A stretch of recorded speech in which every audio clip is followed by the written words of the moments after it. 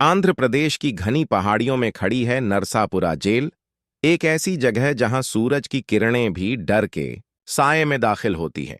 यहीं पर बैठा है अरुण मिश्रा, जिसकी आंखों में थकान के बावजूद आजादी की लौ जल रही है। हर सांस उसके लिए एक सवाल है। क्या वो कभी इन पत्थरों की दीवारों से बाहर निकल पाएगा, या फिर उसकी किस्मत हमेशा इन सलाखों में ही कैद रहेगी? कहानी अभी शुरू हुई है और हर मोड़ पर छिपा है एक नया खतरा। ऐसी ही सस्पेंस भरी कहानियां देखने के लिए समाज की कहानियां चैनल को सब्सक्राइब करें और वीडियो को लाइक करें।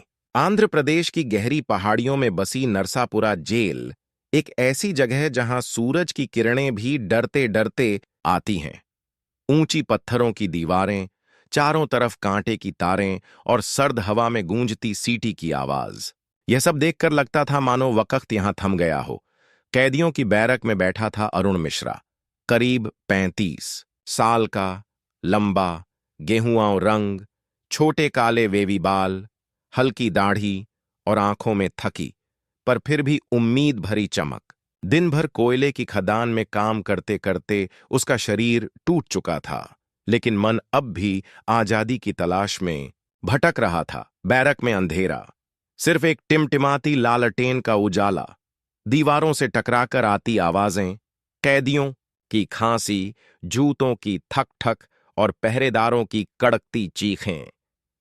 अरुण चुपचाप अपनी खिड़की से आसमान देख रहा था और मन ही मन बुदबुदा रहा था, सीमा, अनु, एक दिन मैं लौटूंगा।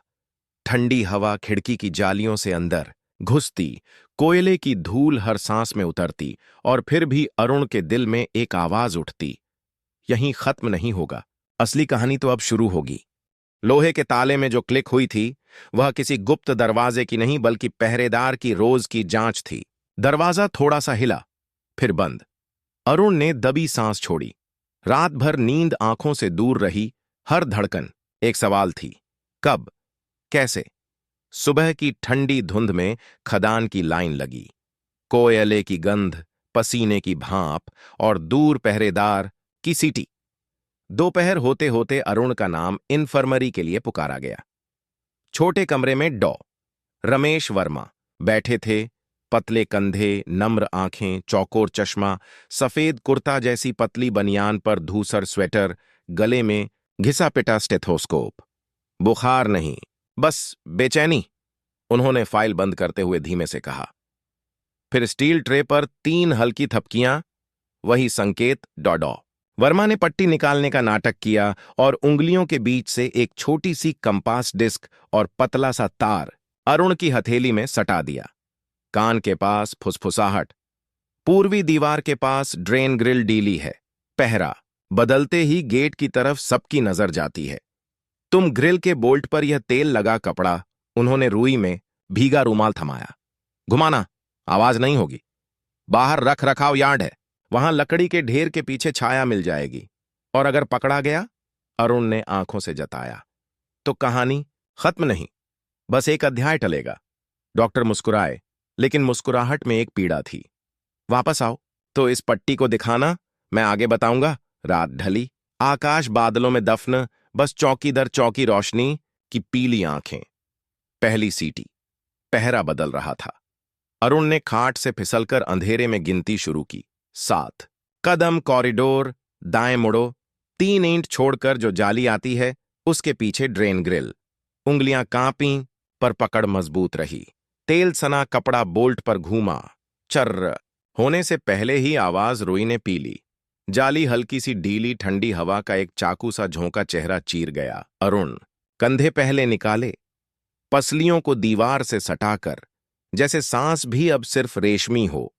बाहर रख रखाव यार्ड, लकड़ी के ढेर, टूटे औजार, अंधेरे में बिखरे साए। उसने 3 कदम छाया में खिसकाए ही थे कि टॉर्च की रोशनी ने जमीन पर ताजे निशान पकड़ लिए। कीचड़ का आधा पांव। कौन? मीनार से आवाज पड़ी। सीटी टूटी, तीखी, चुभती, कुत्ते भौंके। अरुण ने दौड़ना नहीं चुना। वह लकड़ियों के बीच समाकर स्थिर हो गया, जैसे कोई परछाई परछाई में घुल जाए। रोशनी निकली, फिर लौटी, फिर ठहरी, और तभी किसी ने लकड़ी को पैर से ठेला। ढेर हिला, अरुण का कंधा खुली जगह दिखा गया। यहां! गार्ड चिल्लाया।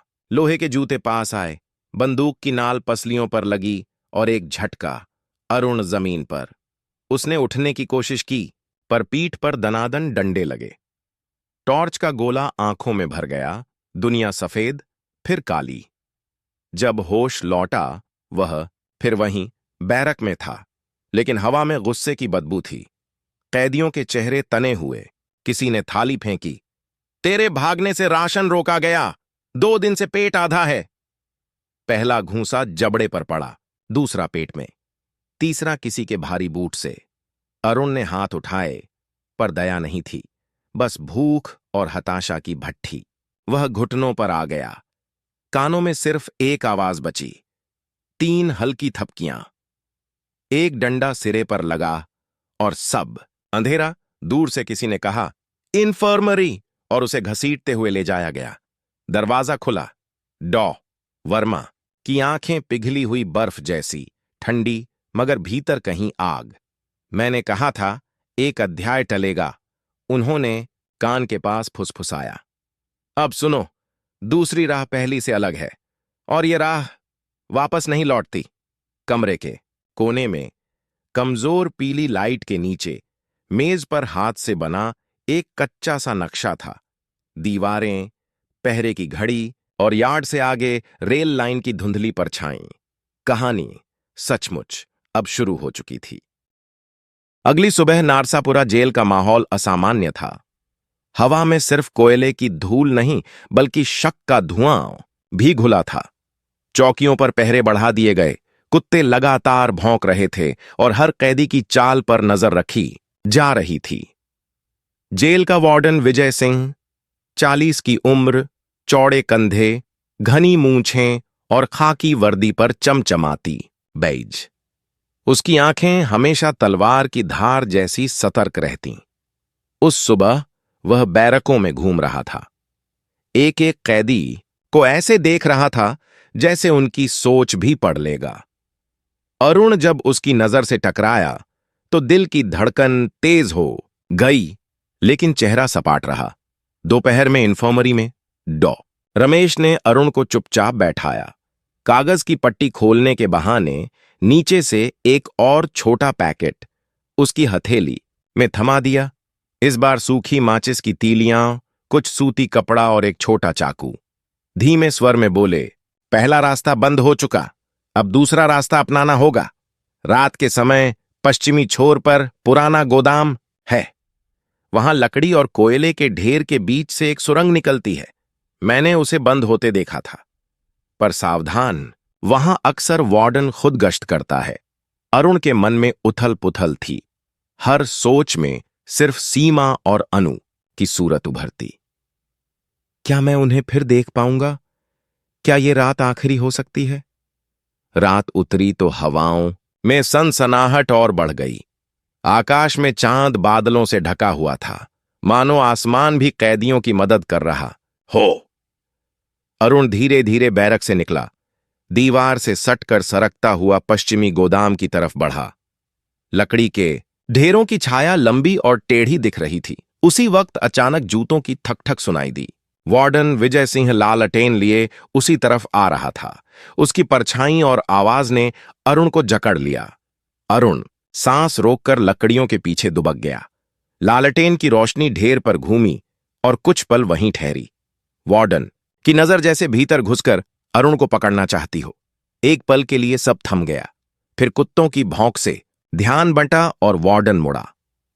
अरुण की सांस लौटी। उसने लकड़ियों के बीच झांका और देखा, धूल और राख के नीचे लोहे का जंग लगा ढक्कन। यही था दूसरे रास्ते का दरवाजा।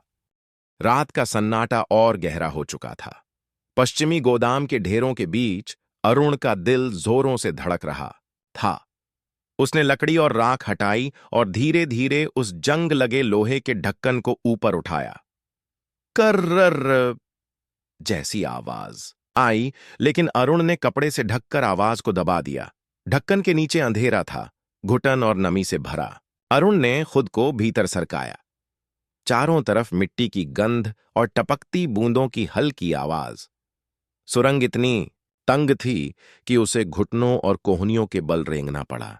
हर इंच पर ऐसा लगता मानो दीवारें उसके सीने को कुचल देंगी। सीमा, अनु, एक एक सांस तुम्हारे लिए, अरुण ने मन ही मन दोहराया और अंधेरे में आगे बढ़ता गया।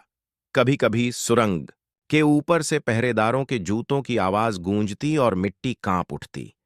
एक पल को लगता बस अभी पकड़ लिया जाएगा, मगर सुरंग उसे और भीतर खींचती जा रही थी। करीब आधे घंटे की रेंगने के बाद अचानक सुरंग दो हिस्सों में बंट गई। एक रास्ता बाईं ओर, जहां से ठंडी हवा का झोंका आ रहा था, दूसरा दाईं ओर, जहां नमी और अंधेरा और गाढ़ा था। अरुण का दिल कहता बाईं तरफ रोशनी होगी, पर दिमाग डराता कहीं ये धोखा ना हो। उसने कान दीवार से लगाया। बाईं तरफ से दूर कहीं ट्रेन की हू सस की आवाज। वहीं उसकी उम्मीद थी। उसने कांपते हाथों से बाईं ओर का रास्ता चुना और रेंगना शुरू किया। अचानक मिट्टी ढहने लगी। सुरंग का हिस्सा टूट रहा था। अरुण ने पूरी ताकत से आगे बढ़ने की कोशिश की। मिट्टी उसके कंधों पर गिर रही थी। अगर एक पल और रुकता तो वहीं दबकर दम घुट जाता। आखिरी झटके में उसने आगे छलांग लगाई और सामने एक हल्की रोशनी।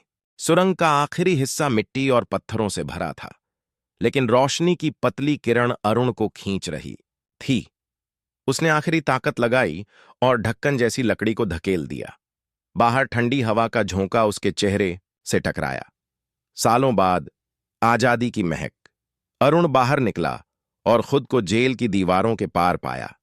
सामने चांदनी में फैला सूना मैदान, दूर पहाड़ियों की परछाई और कहीं कहीं झाड़ियों में झींगुरों की आवाज। उसके होंठों से अनजाने में निकला, सीमा, अनु, मैं आ रहा हूं। लेकिन उसकी खुशी अधूरी रही। अचानक दूर से कुत्तों की भौंक सुनाई दी। अरुण का दिल बैठ गया। शायद वार्डन विजय सिंह को भनक लग चुकी थी। अरुण झुककर झाड़ियों की ओर दौड़ा। हर कदम पर घास की सरसराहट, हर सांस में डर की चुभन। झाड़ियों के बीच से रेंगते हुए वह पुराने रेलवे ट्रैक तक पहुंचा। जंग लगी पटरियां चांदनी में चमक रही थीं। वहीं उसने डॉक्टर रमेश का कहा याद किया, रेल की लाइन के पास चौकीदार अक्सर खाना छुपाते हैं। अगर किस्मत साथ दे तो वही तुम्हारा सहारा होगा। अरुण ने हाथों से मिट्टी खंगाली और सचमुच एक पुराना टिफिन डिब्बा, अंदर सूखी रोटियां और गुड़ का टुकड़ा। उसकी आंखों में चमक आ गई। उसने जल्दी से टुकड़ा तोड़ा, छका और वही स्वाद उसे घर ले गया। लेकिन तभी पटरियों पर दूर से लालटेन की रोशनी लहराई। आवाज आई, रुको, कौन है वहां? कुत्तों की भौंक और नजदीक आ रही थी। अरुण ने बिना सोचे रेल की पटरी के साथ साथ दौड़ लगा दी। रात की हवा उसके चेहरे से टकरा रही थी। पीछे गूंजती सीटी और जूतों की थक थक। पहली बार अरुण दीवारों के पार था, लेकिन मौत उसके पीछे पीछे चल रही थी। अरुण पूरी रात रेलवे ट्रैक के साथ दौड़ता रहा। उसके पैरों के नीचे कंकड़ चुभते, सांसें आग की तरह जलतीं, मगर पीछे भौंकते कुत्ते और लालटेन की रोशनी उसे रुकने नहीं दे रही थीं। आखिरकार सुबह की हल्की किरणें आसमान में फैलीं और पीछा धीमा पड़ा। थका हारा अरुण एक झाड़ियों से होते हुए एक संकरे रास्ते पर पहुंचा। सामने दूर दूर तक खेत और बीच में मिट्टी के बने छोटे छोटे घर। यह था एक गांव, चित्तापुर। धुइयों के गुब्बार से मालूम होता था कि लोग चूल्हों पर रोटी सेंक रहे हैं। अरुण की हालत खराब थी। कपड़े फटे, चेहरा धूल और खून से भरा, आंखें लाल। उसने सोचा, अगर मैं सीधे सामने जाऊंगा तो पहचान लिया जाऊंगा, मगर भूख अब और बर्दाश्त नहीं होती। वह चुपके से एक घर की दीवार के पास पहुंचा।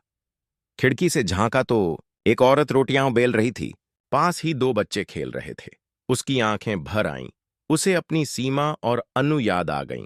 इतने में पीछे से किसी ने कंधे पर हाथ रखा। अरुण चौंका, पलटा। सामने खड़ा था एक बुजुर्ग आदमी, हाथ में लकड़ी की लाठी, आंखें गहरी मगर चेहरा शांत। कौन हो तुम? उसने धीमी आवाज में पूछा। अरुण की जुबान थरथराई। मैं बस एक राहगीर हूं। बुजुर्ग ने उसे ऊपर से नीचे तक देखा। फिर फुसफुसाकर बोला, यहां से चले जाओ। गार्ड अक्सर इस तरफ भी आते हैं। अगर किसी ने देख लिया तो पूरे गांव पर आफत आ जाएगी। अरुण की आंखों में आंसू छलक पड़े। उसने हाथ जोड़कर कहा, बस थोड़ी देर, बस थोड़ा खाना। बुजुर्ग ने गहरी सांस ली, फिर खिड़की पर दस्तक दी। भीतर से वही औरत बाहर आई। बुजुर्ग ने धीरे से कहा, इसको कुछ खाने को दे दो और फिर इसे रास्ता दिखा देना। औरत ने चुपचाप रोटियां और प्याज अरुण के थैले में डाल दिए। बच्चे खामोश होकर उसे देखते रहे। अरुण के होंठ कांप रहे थे। धन्यवाद। लेकिन तभी गांव की गली में एक सीटी गूंजी। पहरेदार पास आ रहे थे। अरुण ने तेजी से दीवार फांदी और खेतों की ओर भागा। गांव वालों की आंखों में डर था और उनके होंठों पर दबी दुआ। गांव की दीवार पार करते ही अरुण खेतों में दौड़ पड़ा। पीछे से पहरेदारों की सीटी और कुत्तों की भौंक गूंज रही थी, लेकिन सुबह की धुंध उसे ढक रही थी। वह सीधा उस घने जंगल की ओर भागा जो गांव के पीछे फैला था। जंगल की हवा में मिट्टी और पत्तों की महक थी, लेकिन साथ ही हर ओर अनजानी सरसराहट।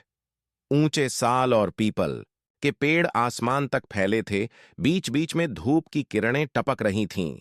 अरुण ने पहली बार दीवारों से दूर खुली हवा को महसूस किया, पर उसका दिल कह रहा था, यह आजादी भी जाल हो सकती है। घंटों चलने के बाद उसकी टांगें जवाब देने लगीं। भूख और प्यास से गला सूख रहा था। तभी उसने दूर से झाड़ियों के बीच कुछ हलचल देखी। दो आदमी कंधे पर बंदूक लटकाए शिकारी वेश में आगे बढ़ रहे थे। उनके पीछे एक बैलगाड़ी थी जिस पर लकड़ियां और कुछ सामान रखा था। अरुण झट से एक बड़े पत्थर के पीछे छिप गया। शिकारी पास आकर रुके और आपस में बात करने लगे। आज हिरण के निशान यहां तक आए हैं, दूसरा बोला, लेकिन लग रहा है कोई और भी इधर से गुजरा है। अरुण का दिल तेजी से धड़कने लगा। उनके कुत्ते सूंघते सूंघते उसी पत्थर की ओर बढ़े। अरुण ने चाकू मजबूती से पकड़ लिया। अगर अब पकड़ा गया तो सब खत्म। पर तभी अचानक जंगल में कहीं दूर से एक जोरदार दहाड़ गूंजी। शिकारी और उनके कुत्ते उसी ओर भाग पड़े।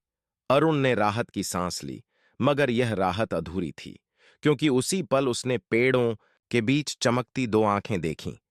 एक जंगली भेड़िया। अरुण धीरे धीरे पीछे हटने लगा, लेकिन उसके पैर के नीचे सूखी टहनी टूट गई। कट-कट! भेड़िया गुर्राया और छलांग लगाने ही वाला था। अरुण ने चाकू उठाया, पसीने से भीगा चेहरा और आंखों में डर। जंगल अब उसकी पहली असली परीक्षा बनने वाला था। भेड़िया झपटने ही वाला था कि अरुण ने पूरी ताकत से चाकू सामने कर दिया।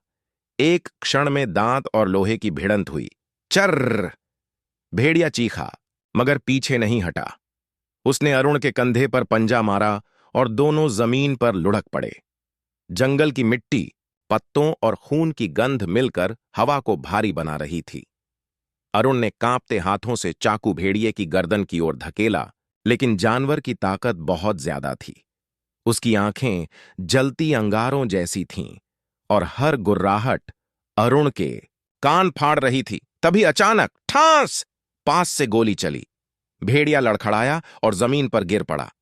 अरुण ने हांफते हुए ऊपर देखा। वो वहीं दो शिकारी थे। उनके चेहरे पर आश्चर्य और शक मिला जुला भाव था। ये आदमी कौन है? एक शिकारी ने कहा। दूसरे ने अरुण को पकड़कर खड़ा किया। कपड़े देखो, ये कोई कैदी लगता है। अरुण का दिल डूब गया। शिकारी की आंखों में लालच झलक रहा था, शायद इनाम का ख्याल। अगर वार्डन को सौंप दें तो अच्छा दाम मिलेगा, पहला शिकारी बोला। अरुण ने हाथ जोड़कर कहा, मुझे मत बेचो, मुझे बस जीने का मौका दो, मैं किसी का नुकसान नहीं करूंगा। शिकारी चुप रहे। फिर उनमें से बूढ़े शिकारी ने धीमी आवाज में कहा, तुम्हारी आंखों में डर से ज्यादा जिद है, ठीक है, लेकिन अगर हमारे साथ चलोगे तो हमें धोखा मत देना। अरुण ने सिर झुका दिया। उसके पास और कोई रास्ता नहीं था। जंगल की गहराई में अब वह अकेला नहीं था। पर किस पर भरोसा करे, ये सवाल हर पल उसकी रगों में धड़क रहा था। जंगल का रास्ता अरुण अब अकेले नहीं, बल्कि उन दो शिकारियों के साथ तय कर रहा था। बैलगाड़ी कड़कड़ाती हुई आगे बढ़ रही थी और पत्तों की सरसराहट हर पल उन्हें घेर रही थी। बूढ़ा शिकारी आगे चल रहा था, शांत चेहरा, लेकिन आंखों में अनुभव की चमक। दूसरा जवान था, तेज नजरें और चेहरे पर लालच की परत। 3 दिन तक वे जंगल की पगडंडियों से गुजरते रहे। भूख और थकान के बीच अरुण हर कदम पर सोचता रहा, क्या मैं सही साथियों के साथ हूं या ये मेरी मौत का रास्ता है। चौथे दिन उनके सामने एक चौड़ी नदी आ गई। बरसात के कारण उसका बहाव खतरनाक था। लहरें पत्थरों से टकराकर गर्जना कर रही थीं। हमें इसे पार करना ही होगा, बूढ़े शिकारी ने कहा। उन्होंने लकड़ियां काटकर एक अस्थाई नाव बनाई। अरुण ने भी हाथ बटाया। जब नाव तैयार हुई तो तीनों ने सामान चढ़ाया और धीरे धीरे पानी में उतरे। शुरुआत में सब ठीक रहा, लेकिन बीच में पहुंचते ही धारा तेज हो गई, नाव डगमगाने लगी। अरुण ने रस्सी पकड़ ली, लेकिन जवान शिकारी का संतुलन बिगड़ गया। वह पानी में गिर पड़ा। उसकी चीख गूंजी, बचाओ! अरुण ने बिना सोचे कूद लगा दी। ठंडे पानी ने उसके शरीर को सुन्न कर दिया, लेकिन उसने साथी का हाथ पकड़ लिया, जोर लगाकर उसे किनारे की ओर खींचा। किसी तरह दोनों तैरते हुए वापस नाव तक पहुंचे, लेकिन उसी पल जवान शिकारी की आंखों में कृतज्ञता के बजाय संदेह और गुस्सा चमक उठा।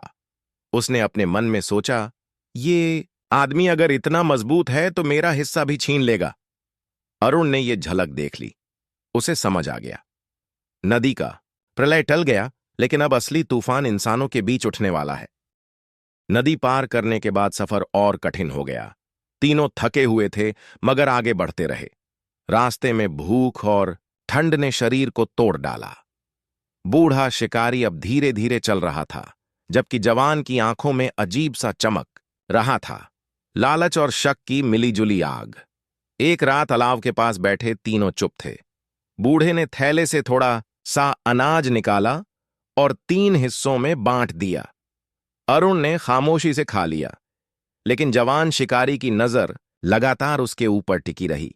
तुमने हमें मुसीबत में डाला है, उसने अचानक कहा। अरुण ने आंखें उठाईं। मैंने तुम्हें बचाया था। हां, और शायद तुम यही सोचते हो कि अब हमारा सामान भी तुम्हारा है। बात बिगड़ गई। जवान ने बंदूक उठाई और अरुण की तरफ तान दी। उसी क्षण बूढ़ा शिकारी बीच में आ गया। पागल मत बनो, अगर गोली चली तो सब खत्म हो जाएगा। लेकिन जवान ने धक्का दिया और अरुण पर झपट पड़ा। झगड़ा छिड़ गया। मिट्टी उड़ रही थी। आग की चिंगारियां चारों तरफ बिखर रही थीं। अरुण ने अपनी पूरी ताकत लगाई। चाकू और बंदूक की टकराहट में रात गूंज उठी। आखिरकार अरुण ने उसे पछाड़ दिया। बंदूक की नली ऊपर उठी और धम! गोली चली। जवान शिकारी जमीन पर गिर पड़ा। बूढ़ा कुछ पल तक खामोश खड़ा रहा, फिर धीमी आवाज में बोला, तुमने उसे मार दिया, लेकिन शायद यही उसकी नियति थी। तुम आगे जाओ, तुम्हारे अंदर जीने की जिद है, मैं यहीं रुकूंगा। सुबह जब अरुण अकेला निकला तो उसके सामने दूर मैदान और खेत फैले थे, और फिर पहली बार उसने इंसानी बस्ती देखी। चर्च की घंटी बज रही थी, बच्चे खेल रहे थे और हवा में रोटियों की महक थी। अरुण की आंखें भर आईं। सीमा, अनु, उसके होंठ कांप रहे थे। वह आगे बढ़ा और कुछ देर बाद अपने घर के दरवाजे पर खड़ा था। दरवाजा खुला। सामने उसकी पत्नी सीमा खड़ी थी। बाल सफेद हो चुके थे, आंखों में आंसू, और पीछे अनु अब जवान हो चुकी थी। तीनों एक दूसरे से लिपट गए।